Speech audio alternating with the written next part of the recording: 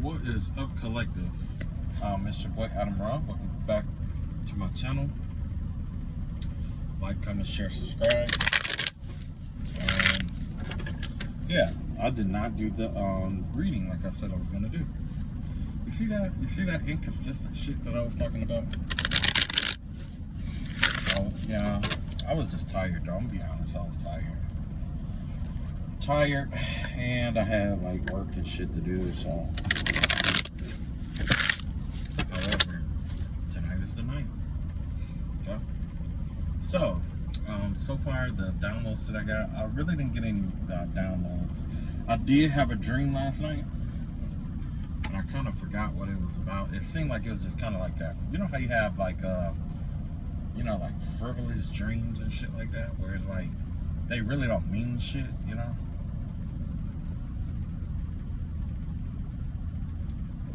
There we go.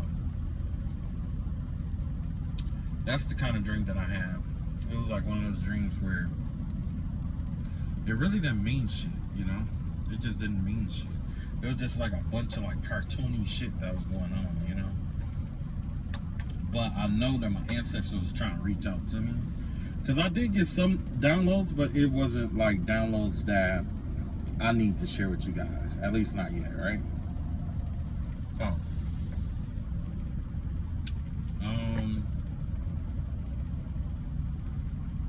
okay, so with the last video, that I did, I was talking about that bath or whatever that I was gonna prepare.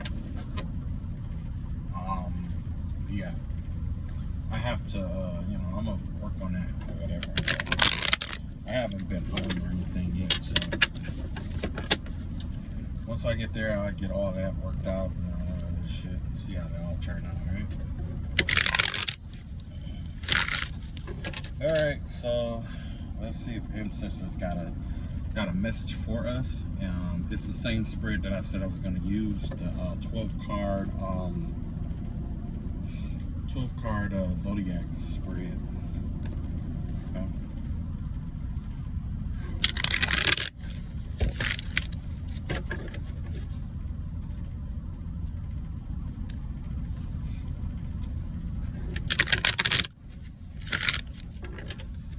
Yeah, let's see what comes out.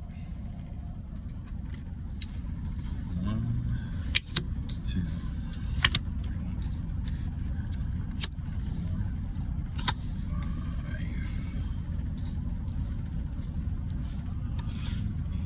4, 5, 6.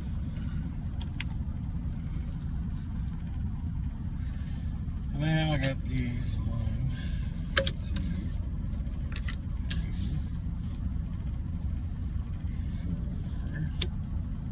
4, 5, 6. So let's see what this what's going on here. I have a little bit more perspective of how to do these, right?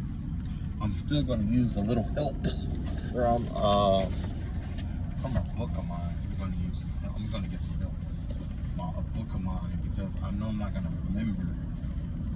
When I get to a certain house, I'm not going to remember it. So I'm going to make sure that I'll do it right, or get it right.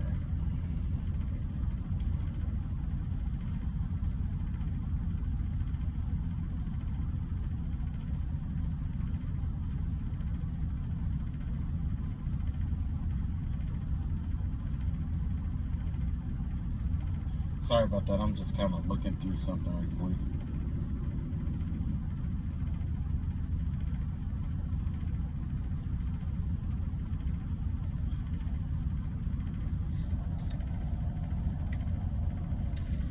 Oh, all right. Sorry. Okay. Oh man, and my book is tearing up just like I thought was gonna happen. That's why someone told me not to bring my book from home. But guess what? I had to bring it. Why I had to bring it? Because I don't fucking know. I should have followed my first mind. Now my book is all tore up and stuff. And it's a good book. It's a really good book. Okay. Alright, here we go.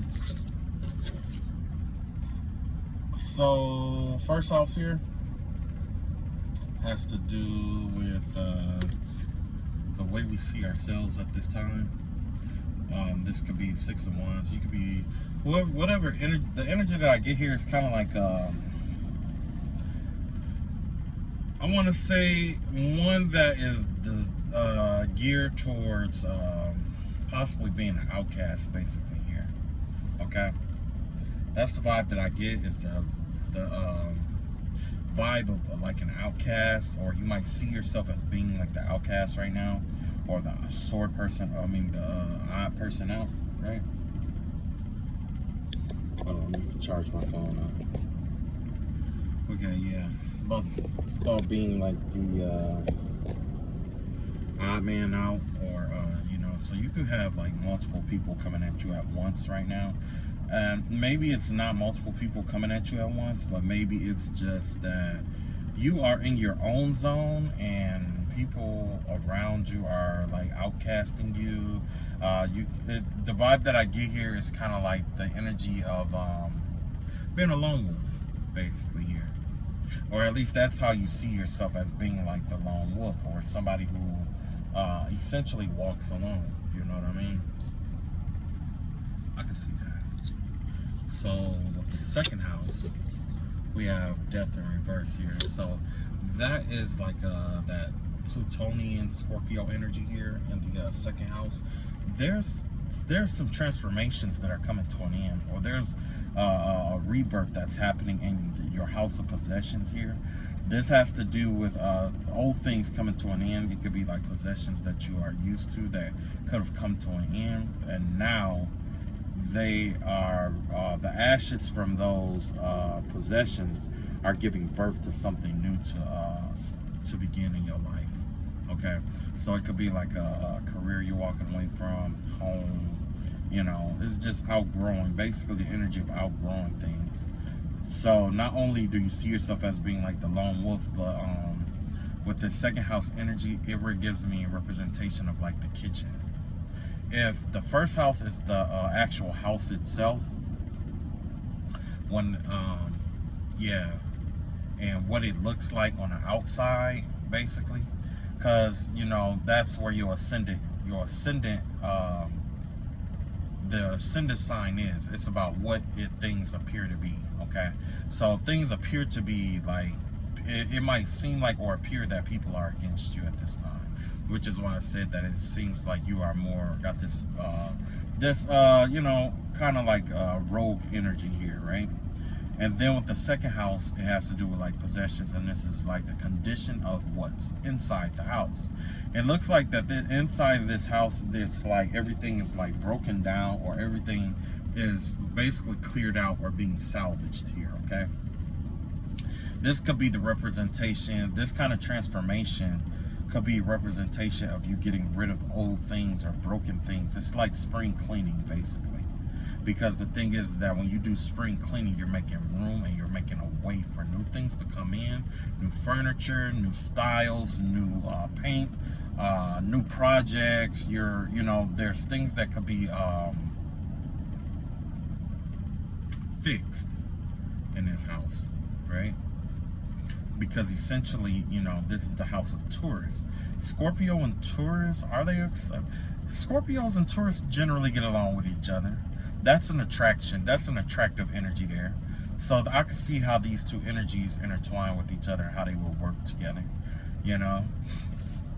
Because generally, you know, that Tauran energy, it's like really motherly, really kind. It could be stubborn and bullheaded, no doubt. But I don't want to say that. I want to say that's the Taurus negatively aspected. I would say like the positive end of Taurus will be more like the energy of being like you know, warming. You know what I'm saying? It has this warming energy to it. Okay, and you know, with Taurus being, I would say, like, say if this is a representation of Scorpio being in the second house. Scorpio in the second house has to do with intensity. There's an intense desire to acquire possessions and stuff like that. It's like there's this intensity around possessions and around what you have, okay? But because it's in reverse, you know, because the death card is you know, Scorpio energy basically. But since it's in reverse, it's basically things coming out, basically, like I was saying, like cleaning things out. You're getting rid of things. With the death card, you know, you are putting things up, you know, but in this circumstance, you are drawing things out. Because, you know, Scorpio has to do a lot with, like, the subconscious. It has a lot to do with basically secrets. The subconscious and secrets and stuff like that. So with this death card in reverse, there's a lot of things that's coming out. In order for this stuff to come out, guess what? A lot of stuff got to get like cleaned out of your life, basically. So this time, you know, you may be walking along on a path alone, you know, with that, yeah, you might be walking a path alone, and it's causing you to rid yourself of the things that no longer serve you. If you ever get a chance, check out, there was this lecture that this guy did about Walden, okay? And basically, one of the questions is like, what do I need really? What do you really need in life? You know? And not necessarily just to thrive, but just to live. Like, what is your purpose? You know, questions like that, stuff like that. And the reason why I brought that up is because, you know, that's the question that you're going to be asking yourself as things are either being taken out of your life, are being removed out of your life, or bigger things to come in. Okay, it's time to like audit your soul. If a pastor once said that, you know, if you judge yourself or audit your own soul, that negates the whole purpose of God doing it. Especially if you are at the, you know what I'm saying? So yeah. Okay, going to the third. We got this Jupiter energy is out here. This is the 3 of Wands here, right? Right now we have Jupiter in the third house, which is actually Gemini, which is a contradiction almost, because those are generally contradictory energies. Because what is that? Gemini is the house of communication. It's a Mercury energy here, right? Mercury is all about communication and stuff like that. So the vibe that I get here is that you might have good luck in communication. Although Mercury may be in retrograde right now, this may give you the opportunity. I believe it's Mercury that's in retrograde. But either way, this gives you, whatever energy is out here, is giving you the opportunity to plan for the future, okay? So you could be, there's some luck that's on your side in planning for the future. So don't abuse your luck. Don't abuse your good fortune that's here, okay? Because generally, Jupiter and that Mercury energy are opposites, like I said. But they also complement one another, though, okay? Because whereas Gemini is the communicative energy, that is basically you're speaking with Gemini energy. You're speaking to understand others. Okay, you're talking to understand. Wait. No, you're speaking to be understood by others. Okay, that's the energy here. That you're speaking or expressing yourself to be understood by others. Now with that Jupiter energy, you express yourself through higher thought to understand others. Okay, so one is to understand and the other is to be understood, but they are both connected to the same energy source, essentially, in Mercury, because Mercury requires Mercury, I'll put it like this: Mercury generally requires an inquisitive mind, inductive and deductive reasoning. That's the best way to put it, okay? Where Gemini would be inductive reason. Inductive reasoning. Okay? That's getting the facts. And Sagittarius would be deductive reasoning. Okay? Because it's over philosophy. But either way, they're both are governed by reasoning. Okay? That's the best way to put it here. So, Basically what I'm saying here is that, you know, by those two being intertwined and connected, that at this time, this is a good time for you to be understood by other people. Good time to speak and basically gather information that you need to further yourself in your career, especially well, in life in general. Okay, whether it's your career, love life, whatever it may be, this is the time to speak up. Okay, it looks like there's favor with you speaking up. Okay, there's favor with that at this time. Okay, you're not happy with the status quo, speak up about it.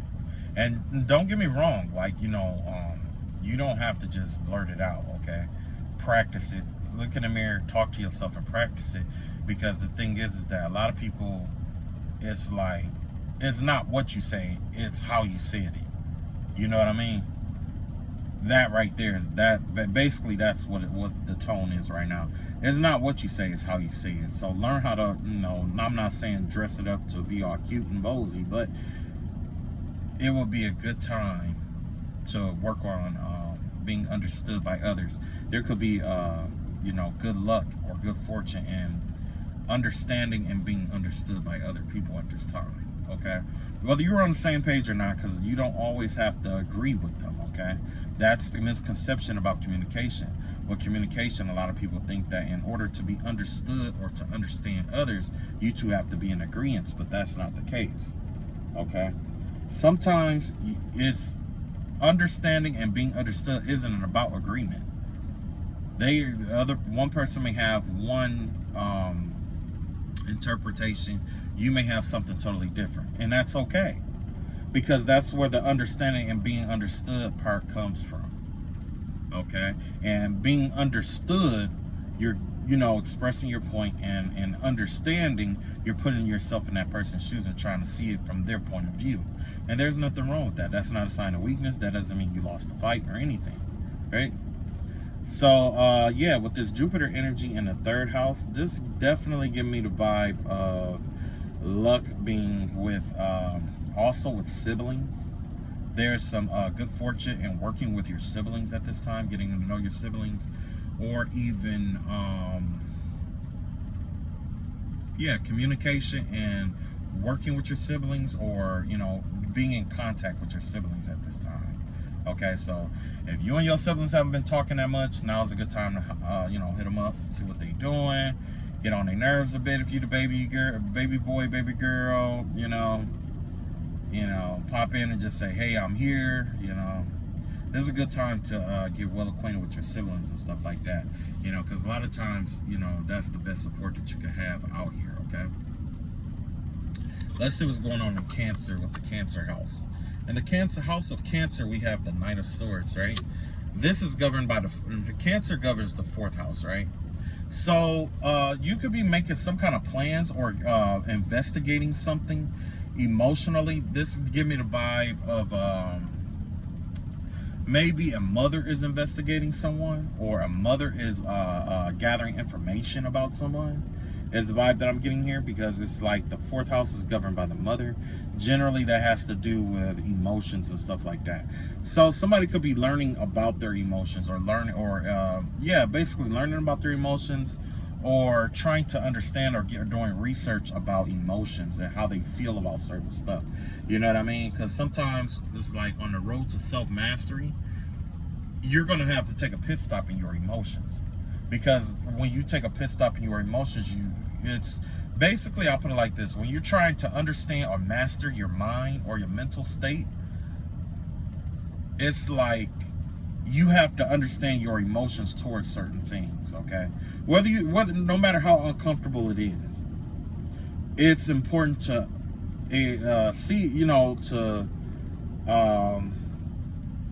take notice of how you feel about certain ideas and stuff like that, about certain stuff, and then go back and research why you feel this way about it. Okay, it's basically you being someone out here is trying to be their own therapist and trying to piece their own life together, and there's nothing wrong with that. That is absolutely what life is all about. Sometimes, you know, trying to learn and master yourself. What I see here is that somebody is definitely trying to basically doing some research, basically. And it's not, this is the only thing that I will have to say about the research that this person is doing, is that they're acting on information really fast. Okay, when it comes to their emotions, either someone's acting on their emotions really fast, or they're doing something really, really fast. Whether it's acting on their emotions really fast, and this could be a mother or somebody affiliated with, like, yeah, that's definitely the vibe I get. It's like somebody who's acting on their emotions like really, really fast. Like, it's somebody who's I can't say emotionally compromised or anything like that, because it just gives me the vibe of somebody who is emotion oriented, because sometimes we get people who have certain placements where they feed into their emotions faster than other people, because they didn't take the time to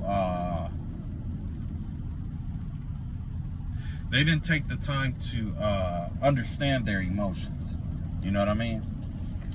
Next, in the fifth house, we have the Fool card here. Yeah, the fifth house has to do with the father or creativity, and but the vibe that I get with this is definitely about creativity, starting a new project, not only starting a new project, but having a new beginning here. Okay, somebody is working on something creative. I know I've had that creative bug for a little while now. It's a lot of stuff that just been coming and going, coming and going, coming and going, coming and going. So basically, if this was a house, the fourth house will have to be the heart, okay? And this Leo energy here, which is the fifth house, that will have to be like, I want to say like the left brain, or something that's creative. I would say the sacral chakra. You know what I'm saying? Because that's where a lot of our ideas and stuff come from. That's where a lot of our self-worth and self-esteem and stuff like that come from too. And it's like, sometimes, that, you need that creativity to help you move along in life. But generally, I would say that this Fool card here is a representation of like you freeing yourself from something, or you just learning to be happier, or something being stripped from you, and you end up realizing how much happier you are, because it stimulates your creative mind, right? And the best example I could give on what I'm trying to say with this, it's kind of like I don't know if you ever heard, like, there was some, if you ever listen to a millionaire story, it doesn't matter whose it is, they always go through that phase where they lose everything. And then something, it sparks some kind of creativity in them. And that's the idea that got them that $1 million, or that started them where they were, or where they are now. Where they could have, struggled, had an idea, somebody, and they probably pitched it. Something happened where they lose it. And then they come up with another idea, and it's just a bombshell, right? That's the vibe that I get here. That you're gonna have like this, either this bombshell fucking project, or this bombshell fucking idea, or something creative is the vibe that I'm getting. I'm getting the vibe of like creativity, okay? It has something to do with like creativity, yeah.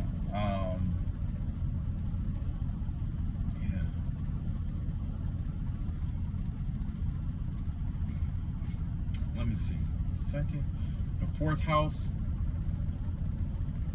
I guess the fourth house will be like the living room. Yeah. The fourth house, or Cancer energy, would be like the living room, in which you're trying to figure out where to put everything in order to get the right feng shui, right?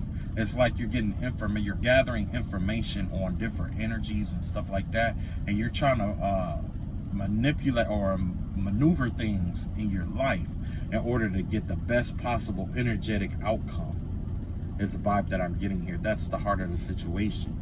Now with this fifth house energy, which is Leo, that generally has to do with, like I said, like creativity. So maybe that's just like the decorations or the ornaments and stuff that you put inside the house and where you place certain things. Okay, so whereas, you know,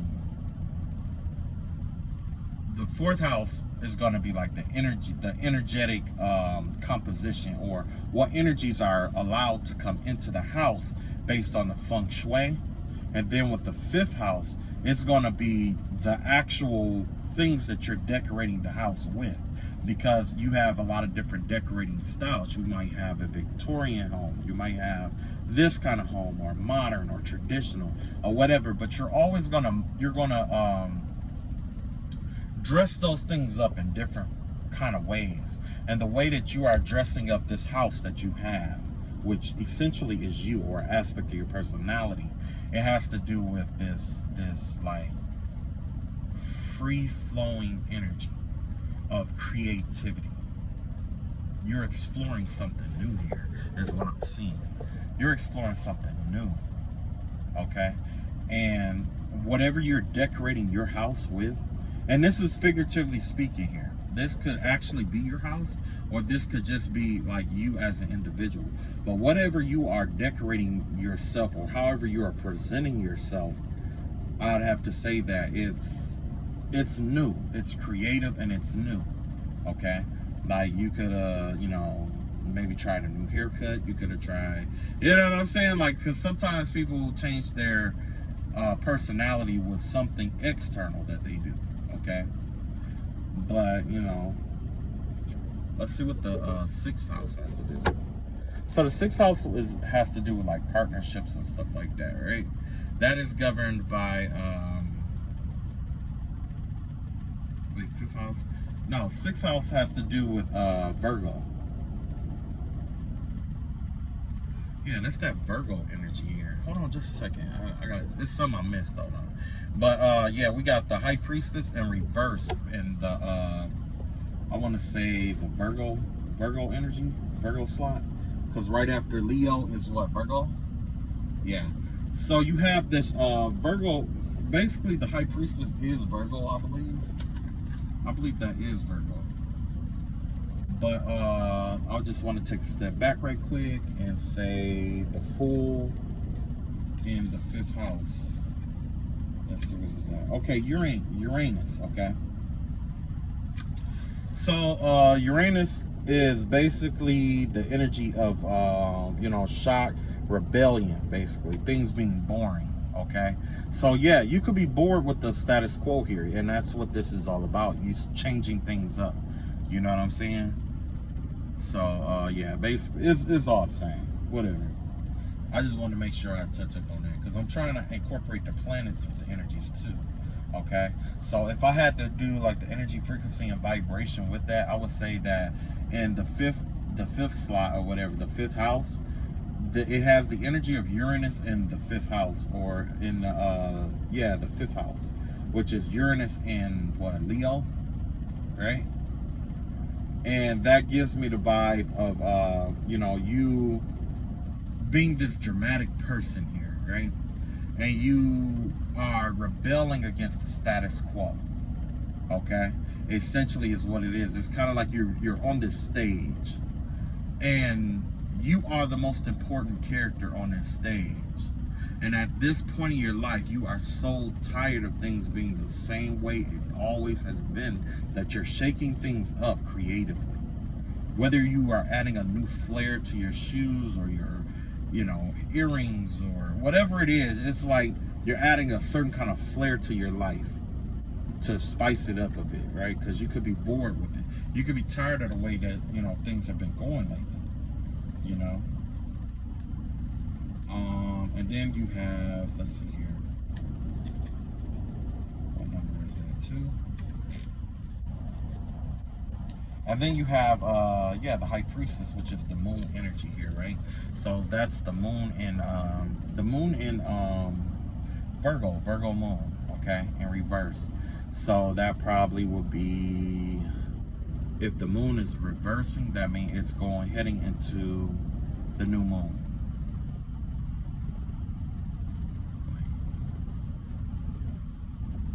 No, it's coming from, it's waning.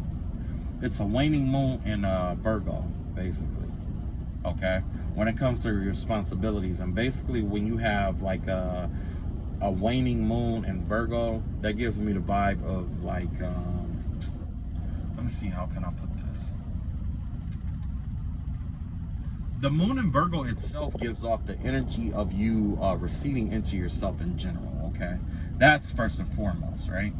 Now, with that receding energy that's going on there, it's, like I said, it's things that you are letting go. You know, you may, like, generally the high priestess has to do with your intuition, right?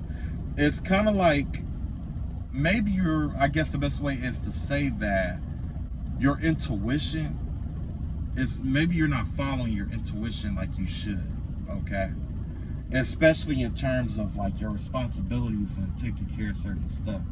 Yeah, and the reason why I say that is because with that full moon and it's going into, it's waning away. The energy of the full moon is waning away towards, let's say, you know what I'm saying? Like the energy is waning, basically.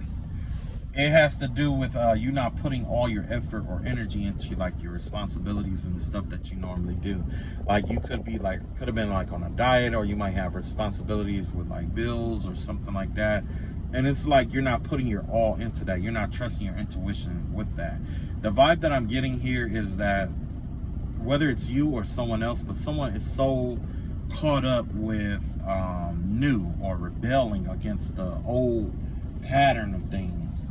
You know what I'm saying? They're caught up in this rebelling energy that they are ignoring a danger to themselves in terms of like a responsibility that they need to take care of that they have either ignored or are ignoring. Okay, they're not giving that. They're all this creative energy is being drained from what would be their intuition. Okay. It's kind of like somebody is like not trusting their intuition or turning a blind eye to, you know, their intuition. Okay, so next we have the seventh house, which has to do with partnerships here. And you have 8 of Wands here. Yeah, it looks like somebody new. It looks like you're getting some communication here about a partner or something like that. There's some communication that's getting ready to come in. Whether it's a divine, you know, a text message, a letter, something. Somebody's going to be communicating with you soon, okay? You can expect that. It's going to be, maybe it's online or whatever it may be. This 8 of Wands energy give me the vibe of also Mercury. That give me that Mercury energy. So yeah, Mercury comes out here twice. Like I said, that yeah. Well, I can't say it came out twice, but this definitely give me the vibe of like Mercury. You could be traveling too. So you could be going on vacation with someone, or you could be traveling to see someone, or yeah, the vibe I get though is definitely communication. So in this time period, there's going to be a lot of communicating here. This is the vibe I'm getting. With the 8th house here, which is the house of Scorpio, you have the Knight of Wands here. So there's a lot of, like I said, like this is a time where, you know, most of you are going to end up being like really, really horny around this time. Some of you are just going to be full of ideas. The whole vibe that I'm getting from all of this has to do with sacral energy. This is all sacral energy, and this is confirmation with this Knight of Wands out here. This Knight of Wands generally is a very sexual oriented energy, especially with it being in the 8th house of Scorpio. That gives me the vibe of you know, one night stands, flings, stuff like that. You know what I mean? So whoever this person that communicate with you could be like a one night stand or a fling, or that's what is, you know, may be coming towards you soon. Okay. But don't be I don't know. I'm leaving that up to you. Okay, here we go. So next, with the 9th house of Sagittarius, you got the Queen of Swords here, right?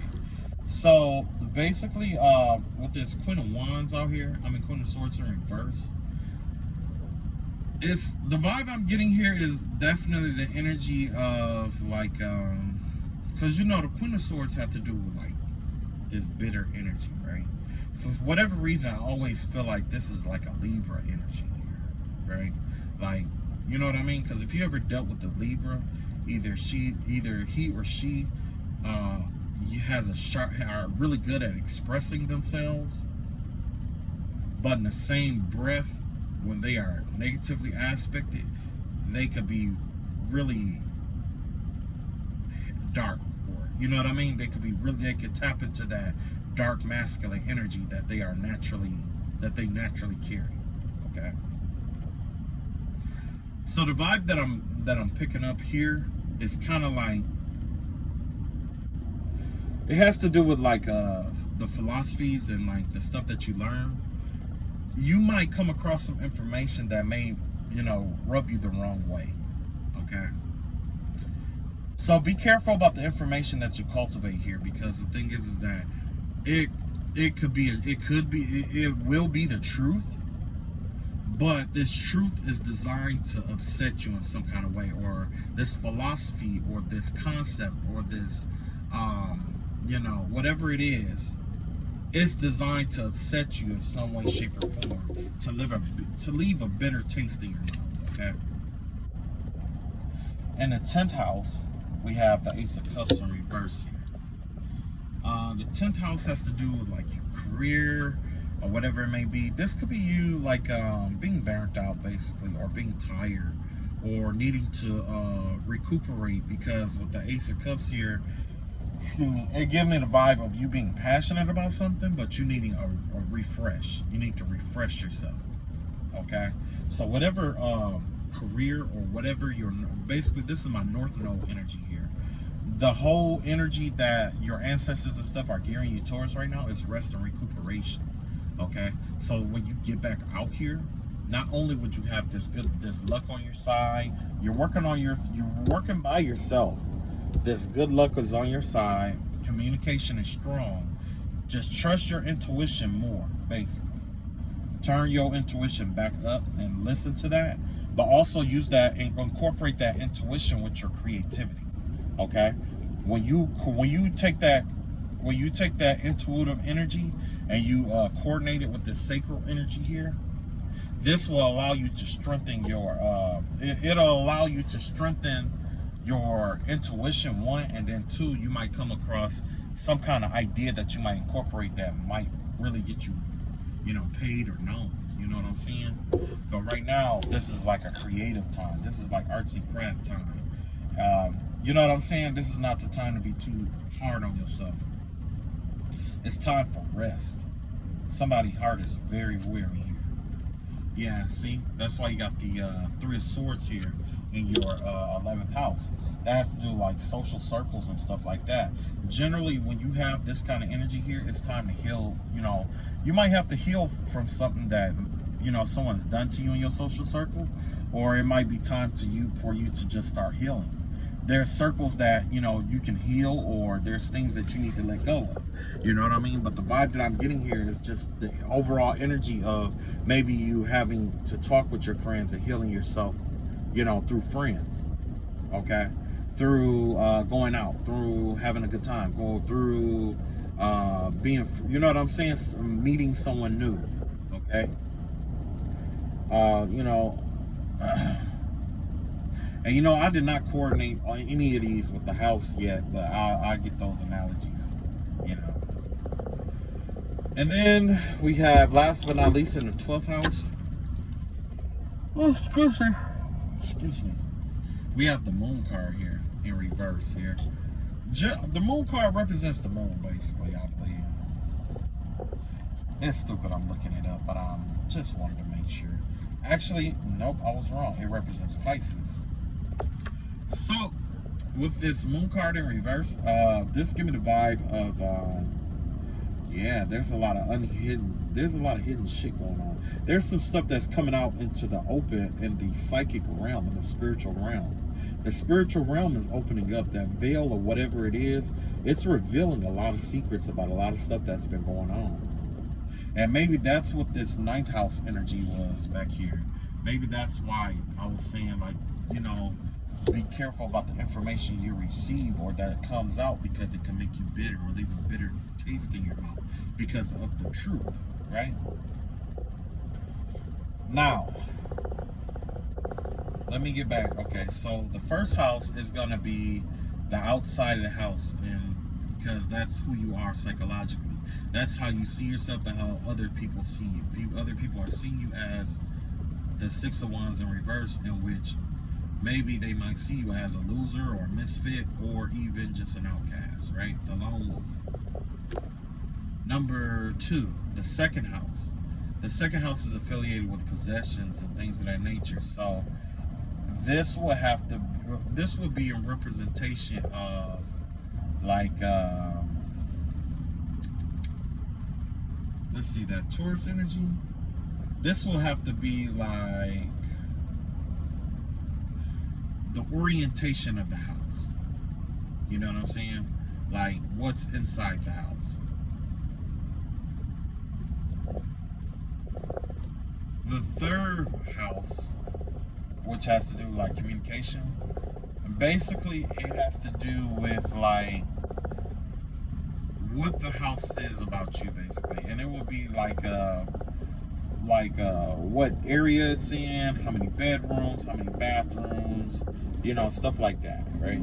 That right there is because essentially the kind of house you stay in communicate to other people what kind of house. Basically, what's in your house sometimes is what communicates to other people what kind of person you are. You know what I'm saying? And then at the heart of the house, this right here will have to be like the living room. This living room energy here will have to, okay, wait. The second house will have to be like the kitchen. I'm still working on it. Nah, both the second and the fourth house, I think they share the kitchen in common. And because the thing is that there's this old wise tale that says, you know, how you keep your stove dictates what comes and goes in your house. If you keep a nasty, dirty stove, generally, you cut yourself off from having abundance flowing into your house, right? And you know that the house of Taurus is affiliated with the money and possessions.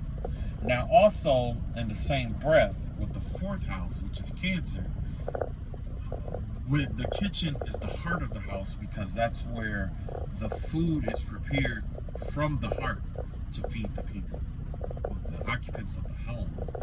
Okay, so that kitchen says a lot about where your heart is, you know, in that house. But the vibe that I get here, it has to do with, yeah, maybe that's definitely the kitchen. And then the fifth house right here has to be like the living room, because that's where you generally entertain other people and stuff like that. Then you have your responsibilities, which will possibly be like the living room. I mean the bedrooms, okay? Things that are out there, but also kept private, generally, okay? Like your, you know, things that you're responsible for and stuff like that. And then the seventh house of entertainment, that gives me the vibe. The seventh house generally give me the vibe of oh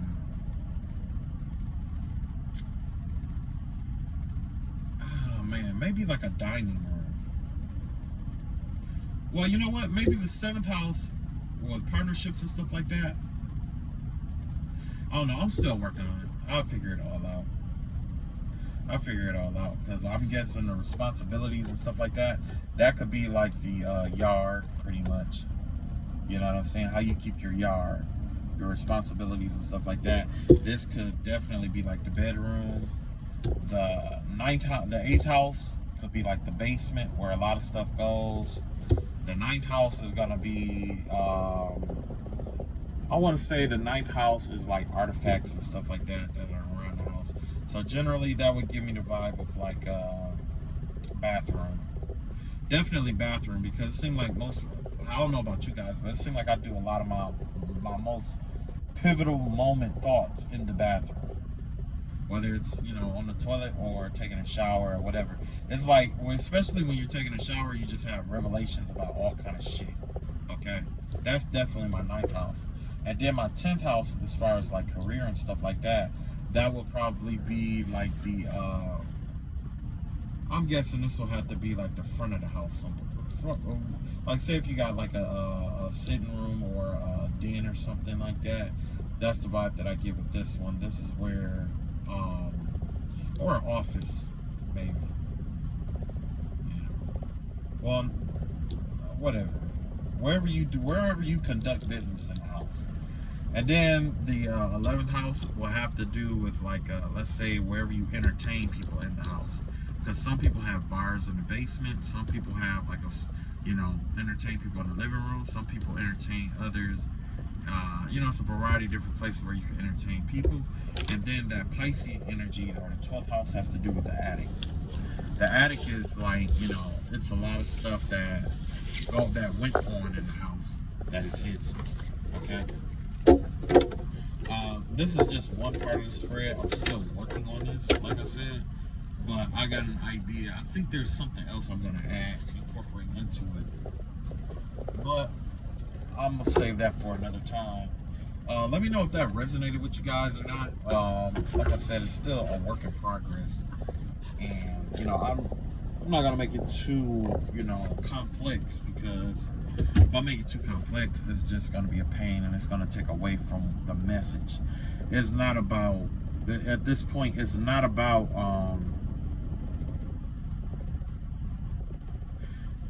I guess the most important thing is the message, basically.